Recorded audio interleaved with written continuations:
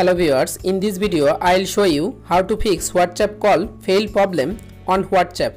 If you want to solve this problem, please follow the step. Step 1. Open your phone setting. Tap on Wi-Fi. First, check your internet or Wi-Fi connection properly. Step 2. Again open your phone setting. Scroll down. Tap on apps. Tap on manage apps. Search WhatsApp application. Tap on WhatsApp application. Click on storage. Again click on clear data. Tap on clear cache data. Go back. Step 3. Open Play Store. Open Play Store and update your WhatsApp application latest version.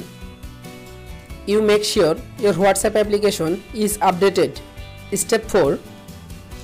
Restart your device. Step 5. Again open your WhatsApp application. You can follow all of the steps to fix WhatsApp call fail problem. If this video helpful for you, please subscribe our channel and like this video.